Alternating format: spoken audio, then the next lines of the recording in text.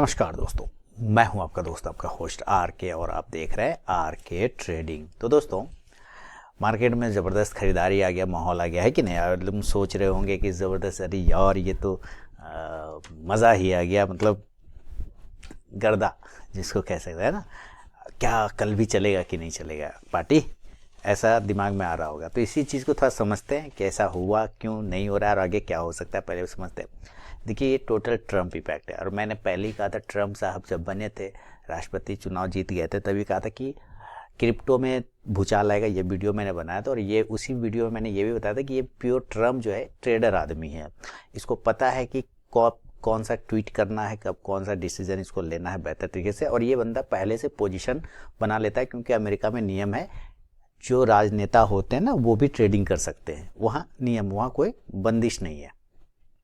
तो अभी देखिए, इन्होंने मार्केट को 700-800 पॉइंट परसों गिरा दिया, बोल के कल की जो है कि हम उस पर टैरिफ लगाएंगे, मैक्सिको पे, कनाडा पे, चाइना पे। ठीक है, मार्केट धराशायी हो गया। इंडिया पे भी लगाएंगे, ऐसा उन्होंने कहा था, लिस्ट में है, लेकिन लगाया नहीं, अलग बात है। और फिर रात होते होते, मतलब यहाँ का रात तो वहाँ का, यहाँ का सुबह तो वहाँ का रात होते होते एक ट्वीट आ गया कि 1 महीना तक टाल देते हैं, अभी देखते हैं, मतलब गेम हो गया उतना।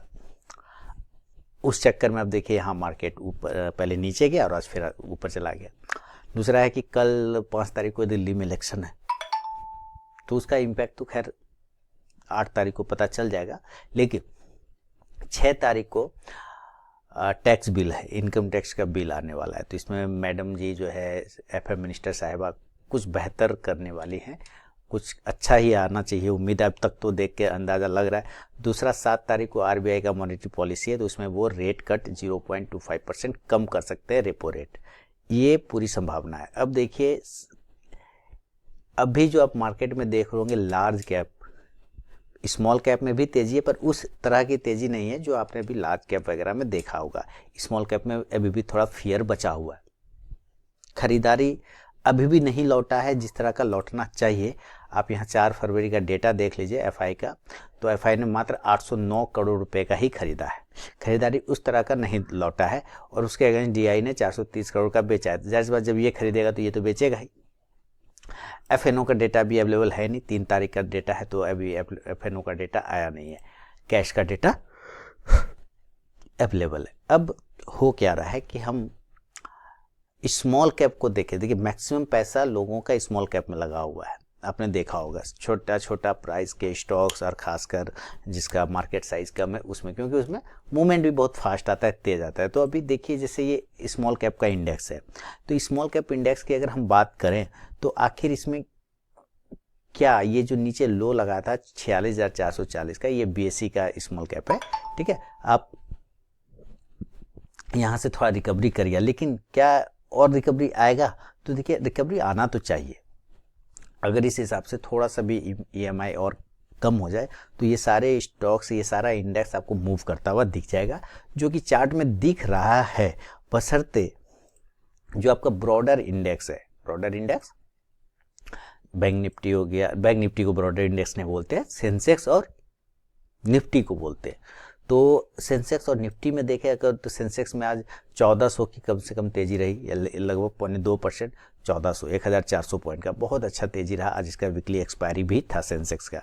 निफ्टी देखें तो 400 पॉइंट का लगभग पॉजिटिव क्लोज हुआ है। और जो इम्पोर्टेंट लेवल था, पहला लेवल मैंने कल आप लोगों को बताया था कि 23,800, मुझे इसके ऊपर की क्लोजिंग चाहिए। हालांकि आज हाई 23,762 लगाया है, और एक चीज इंपॉर्टेंट है कि 23,500 के ऊपर सस्टेन है, ये बढ़िया बात है, 23,500 के ऊपर क्लोजिंग कर गया। अब जो इसके पास रेजिस्टेंस है वो 23,800 वाला है, और उसके बाद 24,000 का फाइनल। अगर ये एरिया टूट जाए ना, तो समझिए कि नीचे का डर फिर खत्म हो जाएगा। खासकर ये एरिया 24,000 और 24,200, ये एरिया अगर टूट जाए ऊपर की तरफ में, तो नीचे का डर खत्म हो जाएगा। बैंक निफ्टी की बात अगर हम करें, तो बैंक निफ्टी में भी सेम कंडीशन है, 50,157 पर ट्रेड हो रहा है। 50,000 का इंपॉर्टेंट एरिया क्लोज कर चुका है ये, तो 50,000 के ऊपर टिका, तो जाहिर बात जो शॉर्टिंग वाले आदमी है वो थोड़े डर गए हैं, और एक अच्छा बुलिश कैंडल बना के रखा है, क्लोजिंग के बिल्कुल पास में हाई है, इसलिए आप बुलिश बोल सकते हैं।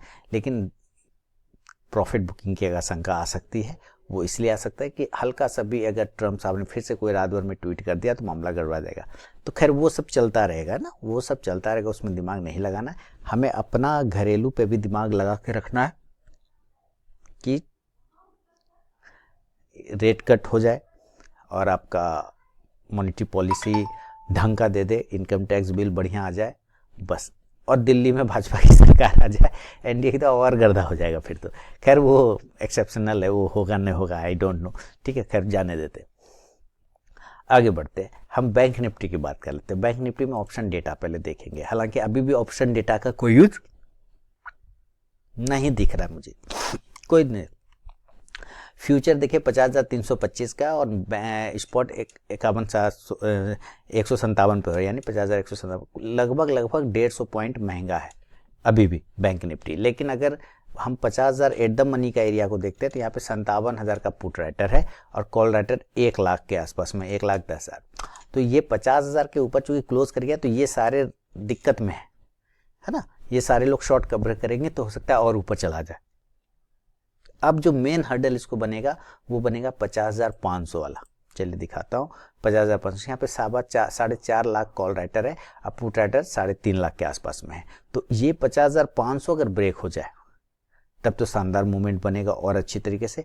नीचे की तरफ में कहाँ तक जा सकते हैं, तो नीचे की तरफ में जो एरिया बनता है, देखिए हमारे पास जो अच्छा सपोर्ट एरिया आता है वो 49,500 का है, लगभग यहाँ पे 6 लाख पुट राइटर है। तो यहाँ पे 49,500 के नीचे नहीं जाना चाहिए, ये ध्यान रखना है, ठीक है। और अगर नीचे जाता भी है तो आपको 49,500 के आसपास से ही पहला खरीदारी बन जाएगा।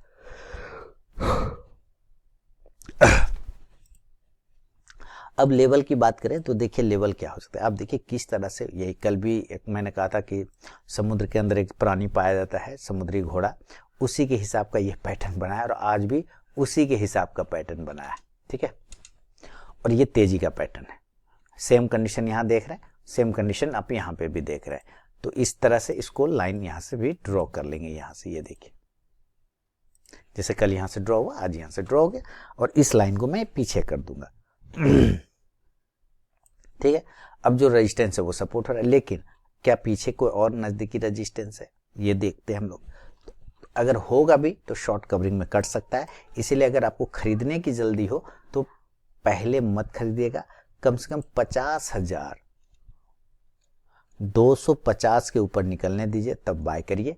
बाकी अभी मैं और लेवल की बात करूंगा, लेकिन आपको बता दूं कि आप मेरे RK trading mobile app, Telegram channel और व्हाट्सएप चैनल को ज्वाइन कर सकते हैं फ्री ऑफ कॉस्ट में लाइव मार्केट में कॉल्स के लिए।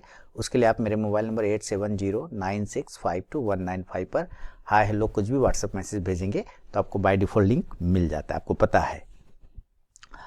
तो अगर आपको खरीदारी करना है तो 50,250 के ऊपर बाय करना है, और टारगेट इस कंडीशन से 50,300 का छोटा वाला टारगेट, और उसके बाद 50,400 से 50,500। अभी हमने क्या बताया कि ये अभी इसका आपका पहला रेजिस्टेंस बड़ा वाला 50,500 है, ये अगर टूट गया और 2:30 बजे के बाद तक सस्टेन कर गया तो ये आपको 50,800 तक जा सकता है। कॉल ऑप्शन की तरफ नजर रखेंगे तो कॉल ऑप्शन आप लेके चल सकते हैं इस कंडीशन से 50,300 के स्ट्राइक प्राइस का बैंक निफ्टी में। देखिए कल है बुधवार, मेरे ख्याल से बुधवार है तो कल इसका वीकली एक्सपायरी भी होगा, 1 मिनट में देख लूं। बैंक निफ्टी ना, नहीं बैंक निफ्टी का तो 27 फरवरी, निफ्टी का होगा वीकली एक्सपायरी, सॉरी, ठीक है। तो ये हो गया आपका कॉल ऑप्शन पे ध्यान रखना है। अभी इस एरिया को अब नीचे की तरफ में, तो जब तक ये ट्रेंड लाइन नहीं तोड़ दे ये वाला, तब तक हम सेल नहीं करेंगे। यानी कि ये जो ट्रेंड लाइन का प्राइस आ रहा है कहाँ पर आ रहा है, यहाँ पर आ रहा है, तो हमें इस एरिया को मार्क करना है। और ये प्राइस आता है 49,990, तो आप राउंड नंबर 50,000 पकड़ सकते हैं कि भाई सेलिंग तो हमें राउंड नंबर के नीचे ही करना चाहिए, यानी कि 50,000 के नीचे अगर आता है तो हम सेल करेंगे। और टारगेट 49,900 से लेके 49,700 तक। 700 इसलिए क्योंकि ये यहाँ से गिरेगा तो इस एरिया पर आएगा और यहाँ पे एक सपोर्ट है, और अगर 49,700 को तोड़ गया तो आप फिर 49,500 के आसपास आते हुए दिखेंगे। पुट ऑप्शन इस कंडीशन से आप नजर रखें तो आप पुट ऑप्शन 50,000 के भी स्ट्राइक प्राइस का ले सकते हैं, कोई दिक्कत नहीं। अब है सवाल गैप अप और गैप डाउन का, तो बहुत ही सिंपल है। गैप अप, अगर ये गैप अप खुल जाता, हालांकि जिस तरह का खबर आया, बात आया, तो अच्छा रहा। और गैप अप में सेल करना चाहिए, लेकिन अच्छा जगह पे खुले तब। ये 200-300 पॉइंट में खुलता है तो मज़ा नहीं आता है ना। अगर उसके ऊपर खुले ना, जैसे अभी 50,200 पर है, ये 150 पर ट्रेड हो रहा है, डायरेक्टली ये ऊपर खुल जाए 50,800 पर या 50,700 पे, तब आप प्रॉपर रजिस्टेंस पे 100, 150, 200, मान लेते 50-300 पर खुलेगा, नहीं कर सकते क्योंकि 100 पॉइंट का बफर है, कहाँ से हम उसमें करेंगे, दिक्कत है, रिस्क बढ़ जाता है। हमें चाहिए प्रॉपर रजिस्टेंस एरिया पर गैप अप खुले तब मज़ा आए। तो 50,800, 700 के आसपास अगर खुलता है तो हम सेल करेंगे। टारगेट 50,600 से लेके फिर 50,200 तक का जो क्लोजिंग प्राइस है वहाँ तक आने को ट्राई मार सकता है। पुट ऑप्शन पे आप नज़र रखेंगे तो 50,700 के स्ट्राइक प्राइस का पुट ऑप्शन लेके चल सकते हैं। ये गैप अप सिचुएशन। और अगर ये गैप डाउन की बात करें, गैप डाउन कहाँ तक, तो नीचे पहला सपोर्ट है आपके पास 49,500, कहाँ पर है 49,500 के आसपास में। तो चलिए इसको हम लोग देखते हैं।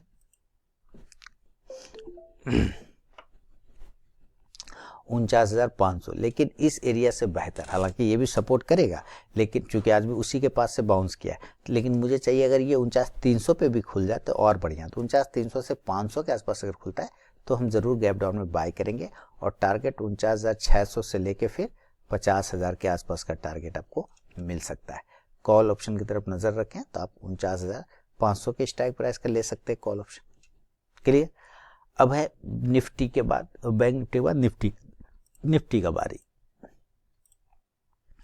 चलिए निफ्टी क्या कर देखिए, कंटिन्यू इस जगह से 10:30 बजे के आसपास से पौने के एक भी निगेटिव कैंडल ने बनाया, जाके पौने 2 बजे बनाया।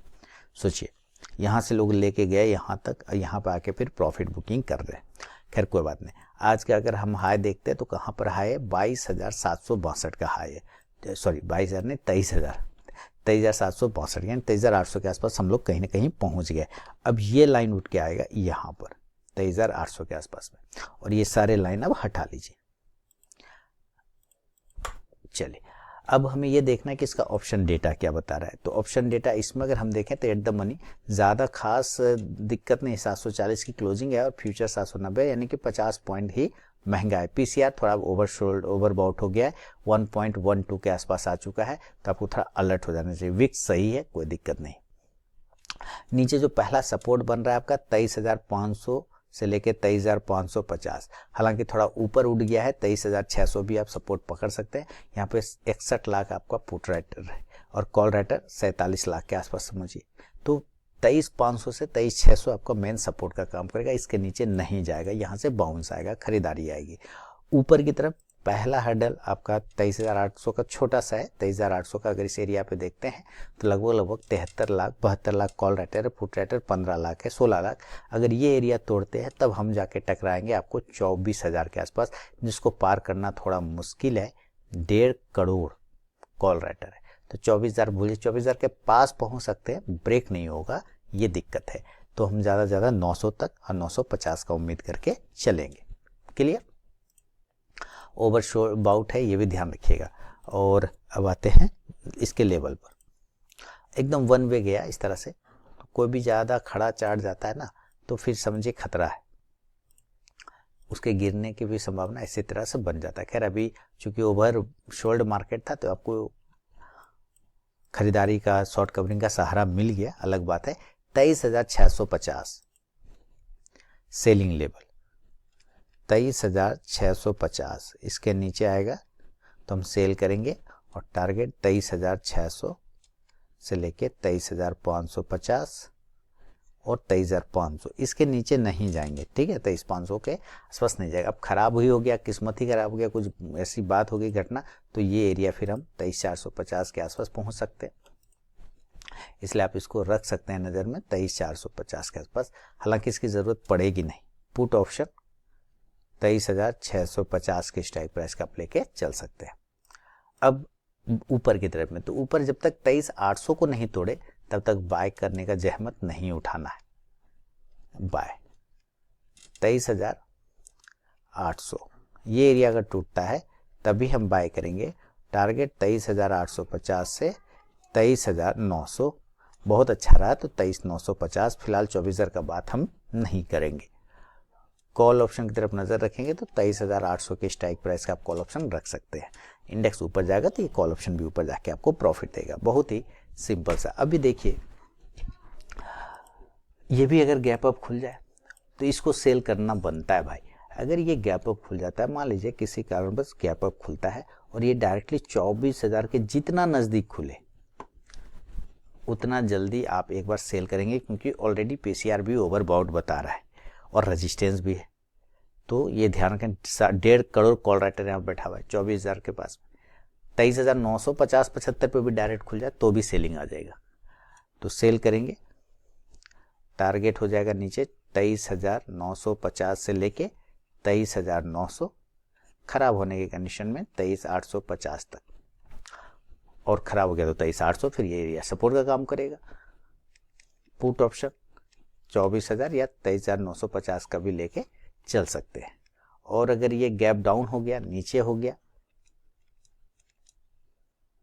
गैप डाउन, मान लेते हैं हो गया अगर गैप डाउन, तो ये खुल जाए। अगर देखिए अगर 23,500 से लेके 23,600 के बीच, इसमें रेंज दे रहा हूँ बड़ा, अगर इसमें 100 पॉइंट का रेंज में कहीं पे भी खुले तो एकदम बाय करना चाहिए।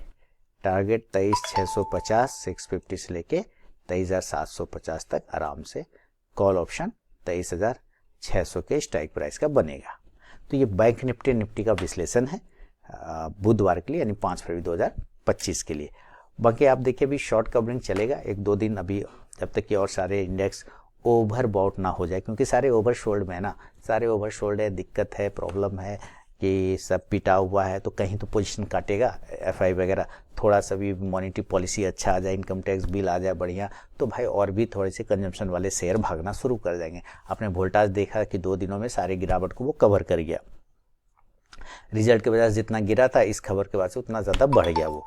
तो ये सारी चीज़ें हैं, कंजम्पशन स्टॉक्स हो गए, मैरिको वगैरह हो गया, इमामी हो गया, ये सारे स्टॉक्स आपको कंजम्पशन रिलेटेड है। हीरो मोटो हो गया, आज हीरो मोटो भी शायद अच्छा तेज़ी चला था, और जो कंज्यूम करे, हालांकि ऑटो सेक्टर में उतना नहीं आएगा, पर बाकी बैंकिंग सेक्टर और कंजम्पशन, ये एफएमसीजी सेक्टर, इस पे आपको मूवमेंट देखने को हमेशा मिलेगा।